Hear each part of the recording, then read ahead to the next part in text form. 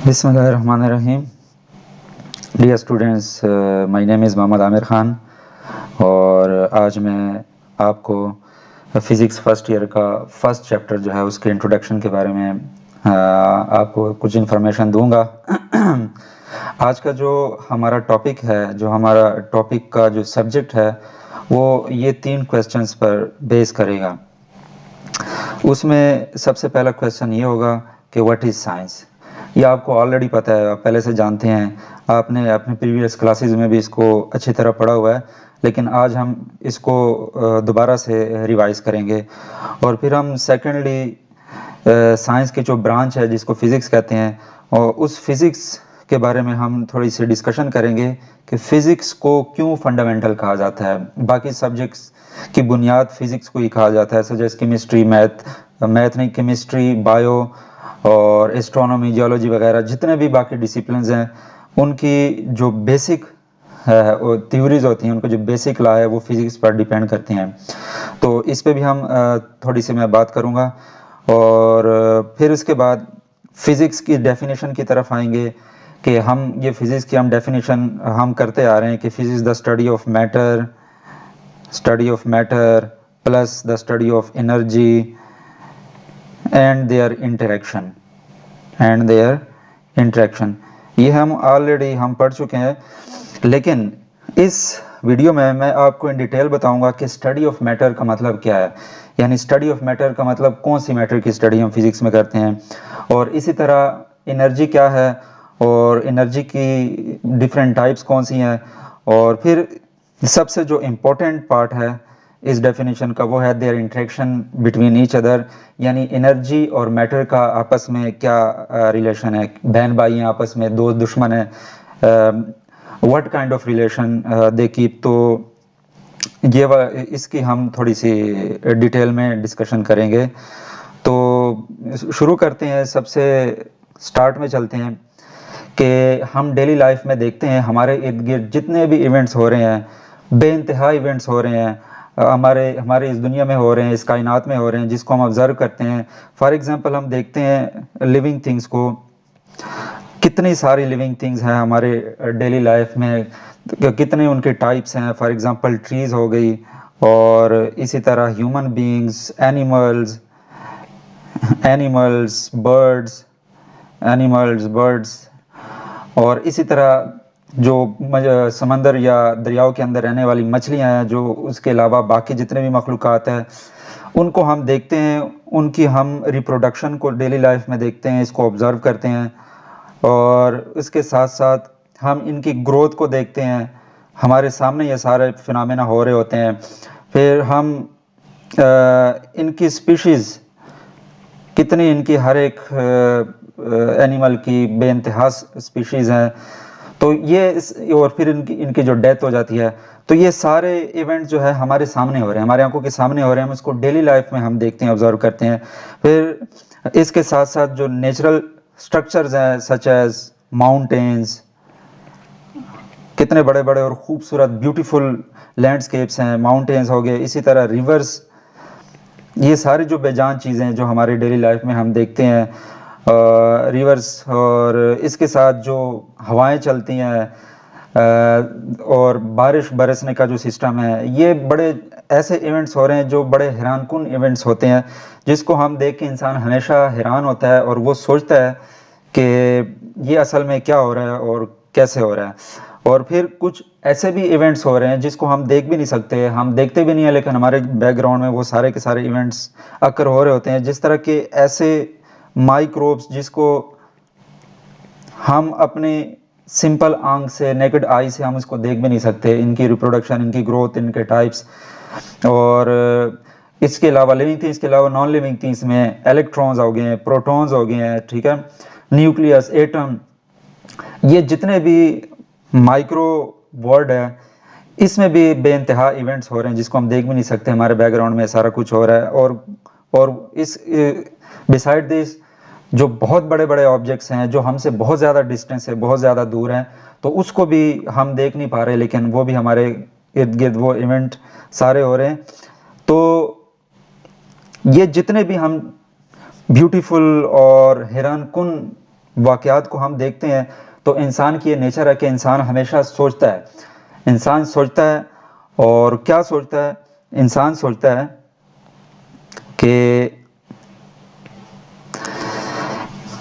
ये चीज़ें कहाँ से आ रही है। जिस तरह के क्या सोचता है हु, सबसे पहली चीज़ इंसान जो सोचता है वो है कि कौन कौन कर रहा है ये सारा कुछ और क्या है ये सारी चीज़। And then another question comes in our mind के how this phenomenas are occurring, जितने भी हमारे इर्द गिर्द जो इवेंट्स हो रहे हैं वो कैसे हो रहे हैं, ठीक है।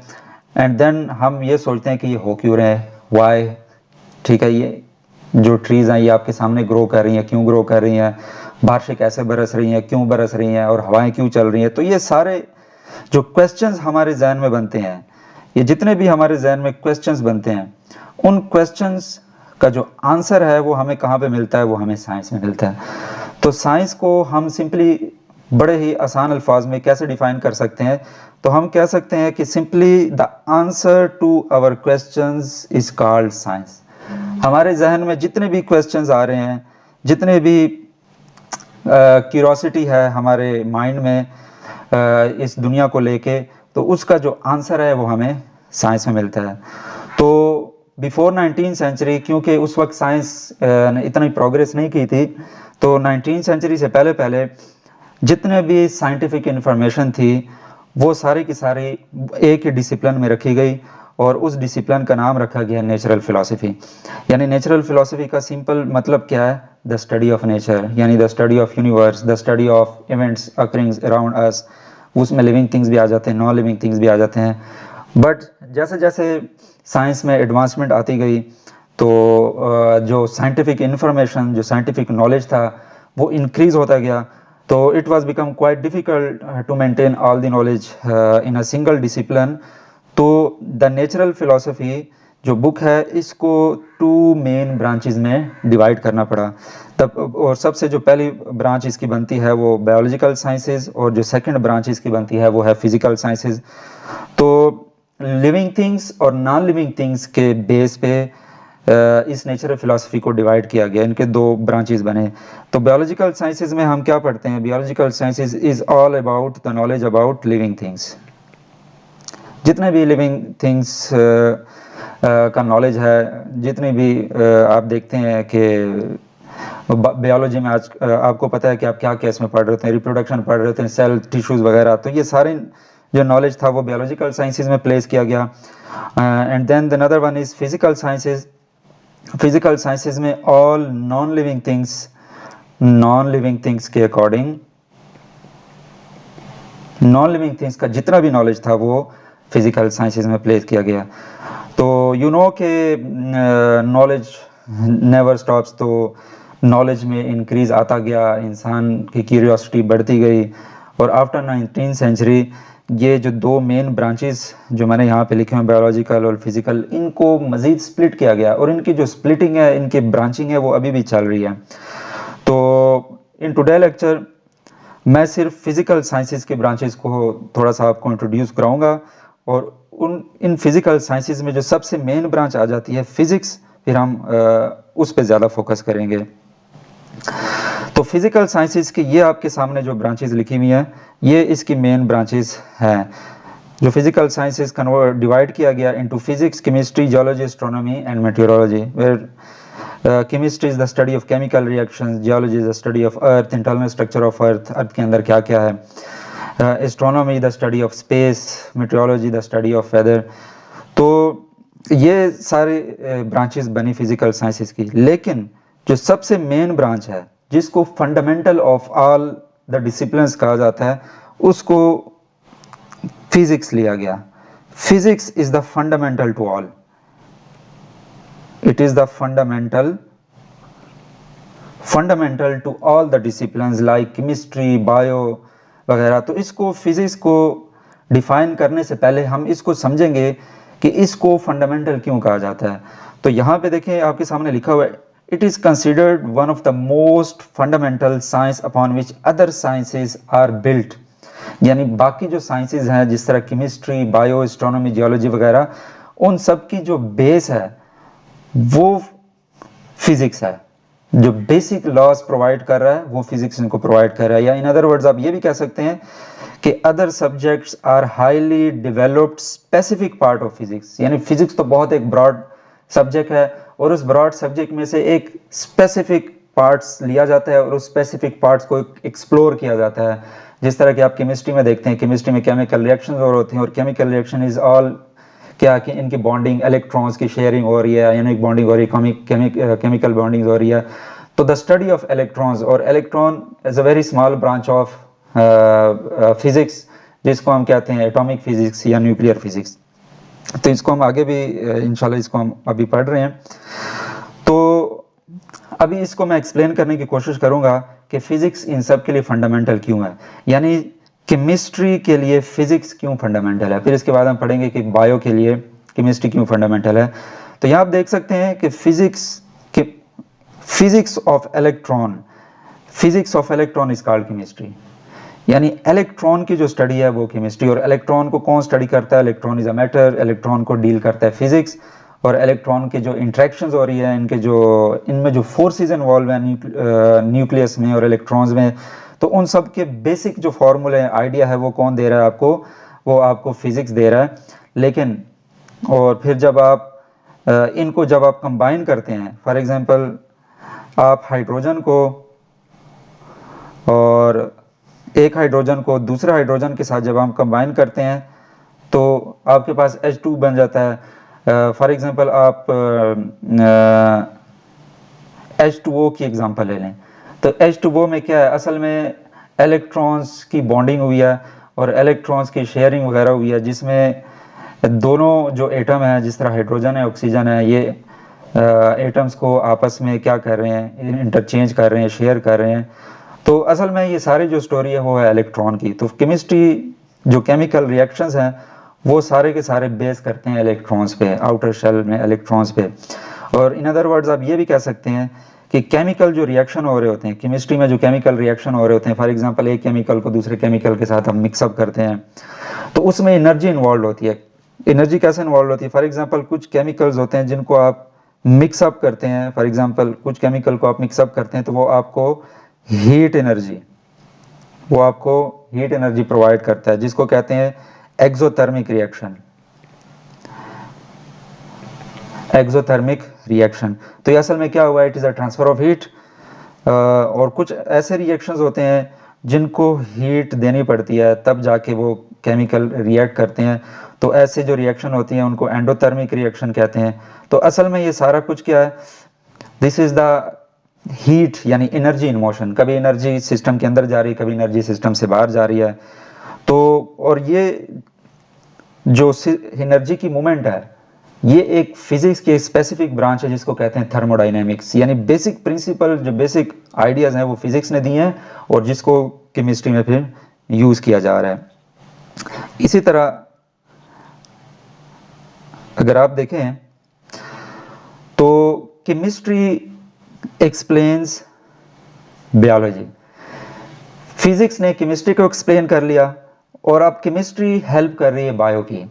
वो कैसे हेल्प कर रही है? जिस तरह आप देख सकते हैं all living things are made up of elements, molecules, compound, cell और ये डीएनए वगैरह, इसमें क्या चीज़ है? इसमें सारे हाइड्रोकार्बन है, हाइड्रोजन और ऑक्सीजन वगैरह, ये सारे केमिकल जो है आपस में मिक्सअप हुए हैं और रिएक्ट कर रहे हैं। और केमिकल रिएक्शंस तो आपको पता है केमिस्ट्री इसको डील करता है। फिर आप देखते हैं कि जब आप कोई चीज़ कंज्यूम करते हैं, खुराक करते हैं, तो मैदे में, स्टोमक में जाके डिफरेंट केमिकल रिएक्शंस हो रहे हैं। Chemical reactions in the form of breaking of bonds. अब फॉर एग्जांपल आप कोई चॉकलेट खाते हैं या कोई बिस्किट खाते हैं तो उनके जो मॉलिक्यूल्स होते हैं वो आपस में क्या हो रहे होते हैं? वो ब्रेक डाउन हो रहे होते हैं। और इनकी जो ब्रेकिंग डाउन होती है उसमें असल में क्या चीज़ इन्वॉल्व होती है? उसमें भी एनर्जी इन्वॉल्व होती है। आप देखते हैं कि एनर्जी ट्रांसफ़र होती है जब मॉलिक्यूल्स ब्रेक डाउन होते हैं, तो जो हीट एनर्जी होती है वो निकलती है और जो आपकी बॉडी को गर्म रखती है। तो असल में ये हीट अगेन क्या चीज़ हो गई है? Heat again goes to the physics. और केमिकल जो केमिकल रिएक्शंस हो रहे हैं आपके बॉडी में, वो किसकी वजह से है? वो केमिस्ट्री की वजह से है। तो आप ये कह सकते हैं आप इस काबिल हो गए कि आप ये कह सकते हैं कि physics explains chemistry and chemistry explains biology, यानी फिजिक्स केमिस्ट्री को एक्सप्लेन करने में हेल्प करती है और फिजिक्स केमिस्ट्री को और केमिस्ट्री फिजिक्स को। तो इनडायरेक्टली जो इनका मेन हेड हुआ वो कौन हुआ? वो फिजिक्स हुआ। तो एक्चुअली फिजिक्स ना होती तो केमिस्ट्री ना होती, केमिस्ट्री ना होती तो बायो ना होती। तो इसलिए हम कहते हैं कि जितने भी सब्जेक्ट्स हैं, all subjects are the subset of physics. Subset of physics, subset आपने मैथमेटिक्स के टर्म पढ़ा हुआ है, यानी ए पार्ट ऑफ समथिंग, यानी जितने भी सब्जेक्ट्स हैं वो फिजिक्स के ही पार्ट, इसको आप कह सकते हैं। तो चलें, अभी आपने देख लिया कि फिजिक्स कितना फंडामेंटल है, बाकी सब्जेक्ट्स के लिए वो कितना इंपॉर्टेंट है। तो अभी आपको ये जानना बहुत ही ज़्यादा ज़रूरी है कि what exactly the physics is, असल में ये है क्या चीज़, तो इसको हम किस तरह डिफाइन कर सकते हैं। तो फिजिक्स में हम तीन चीज़ें, मेन चीज़ें जिसको हम पढ़ते हैं। पहली चीज़ है मैटर। हम मैटर की स्टडी, मैटर की स्टडी का मतलब क्या है? मैटर की स्टडी का मतलब the characteristics of matter. Matter की कितने कैरेक्टरिस्टिक्स हैं? कुछ हार्ड होते हैं, कुछ सॉफ्ट होते हैं, कुछ डक्टाइल होते हैं, कुछ मेलेबल होते हैं। ये डिफरेंट इनके कैरेक्टरिस्टिक्स हो गए। कुछ शार्प होते हैं, कुछ ब्रिटल होते हैं। और इनकी टाइप्स, कितनी सारी टाइप्स हैं, जिस तरह वुड हो गई है और आयरन, इसी तरह रबर, बहुत सारे टाइप्स हैं। And the most important one is the state of matter. Matter के जो स्टेट्स हैं, लिक्विड फॉर्म में आपको मैटर मिलता है, आपको गैस फॉर्म में मैटर मिलता है, आपको सॉलिड फॉर्म में मैटर मिलता है। तो ये सारी इनके जो कैरेक्टरिस्टिक्स हैं, इनके टाइप्स हैं और इनके जो स्टेट है, इनको स्टडी करना कहलाता है द स्टडी ऑफ मैटर। और मैटर की डेफिनेशन आपको पता है, मैटर असल में है क्या चीज़? Anything that occupy space and have mass, जिसका मास भी हो और स्पेस भी ऑक्यूपाई करे। तो जितने भी स्टेट्स हैं सॉलिड के, मैटर के जितने भी स्टेट्स हैं, लिक्विड, सॉलिड, गैस, ये सब मास भी रखते हैं और स्पेस भी ऑक्यूपाई करते हैं। तो उनकी ये सारी प्रॉपर्टीज़ वगैरह, कैरेक्टरिस्टिक्स हम मैटर में पढ़ते हैं। और दूसरी चीज़ जो आ जाती है वो है एनर्जी। तो व्हाट इज एनर्जी? एनर्जी आपको अच्छी तरह पता है, energy is ability to do work. Energy decide करेगी कि मैटर ने क्या करना है। एनर्जी ये डिसाइड करेगी मैटर क्या करेगी। मैटर को आप कह सकते हैं matter is a physical thing. Matter is a physical thing. Matter is a physical thing. Physical thing एक ऐसी चीज है जिसको आप देख सकते हैं, टच कर सकते हैं, सेंस कर सकते हैं। लेकिन एनर्जी क्या है? Energy is the behaviour. Energy is the behaviour of physical things. कि फिजिकल जो थिंग है, जो मैटर है, वो किस तरह का बिहेव करेंगे, वो डिपेंड करता है एनर्जी पे। बिहेवियर का मतलब क्या है? फॉर एग्जाम्पल, आप लाइट ले लें, light is a form of energy, sound is a form of energy, kinetic energy is a form of energy, potential energy, और ये जितने भी एनर्जीज हैं इसको आप फिजिक्स में पढ़ते हैं, जो इसके टाइप्स हैं। फिर इसके बाद modes of transfer of energy, energy किस तरह से एक जगह से दूसरी जगह ट्रांसफर होती है, कंडक्शन, कन्वेक्शन, रेडिएशन। तो इन डिटेल एनर्जी के रिलेटेड जितने भी इंफॉर्मेशन है वो आप फिजिक्स में पढ़ते हैं। लेकिन अब सबसे जो कंफ्यूजिंग चीज़ है, जिससे बच्चे हमेशा कंफ्यूज होते हैं कि चलो हमें फिजिक्स का भी पता चल गया, हमें केमिस्ट्री का भी पता चल गया, now what is mean by its relationship. Energy और मैटर का जो रिलेशनशिप है, we don't know what kind of relationship they have. तो इसको आप सिंपल एक दो चार एग्जांपल से हम इसको एक्सप्लेन करेंगे। तो पहली एग्जांपल आपके सामने है कि आप light, what is light? Light is a form of energy. Light is a form. और आई, आपकी जो आई है, रेटिना, आई बॉल, वो क्या चीज़ है? वो है मैटर। जब लाइट आपके आई में आके इंटरेक्ट करती है तो वो आप क्या करते हैं? चीज़ों को देख सकते हैं। मैटर इस काबिल हो जाता है कि वो चीज़ों को सेंस करता है, तो वो हमें sensation to see objects provide करता है। तो असल में ये इंटरेक्शन हो गई है, लाइट इंटरेक्ट विद मैटर, और मैटर के अंदर ये जो प्रॉपर्टीज आ गई है, it is due to the light energy. तो ये इसकी इंटरेक्शन हो गई है। दूसरी एग्जांपल आप कह सकते हैं the state of change of matter. आप देखते हैं कि आइस, बर्फ की एग्जांपल ले लें। बर्फ को आप थोड़ी देर बाहर रख लें तो वो क्या बन जाता है? वो वाटर बन जाता है। तो क्या हुआ है? स्टेट चेंज हो गई है, सॉलिड से स्टेट लिक्विड बन गई है। तो ये स्टेट चेंज क्यों हुई है? बिकॉज कि आइस ने एनर्जी रिलीज की है। आइस ने एनर्जी रिलीज किया इन द फॉर्म ऑफ हीट। तो वो उस मैटर का, आइस इज अ मैटर, उस मैटर का स्टेट चेंज हो गया है।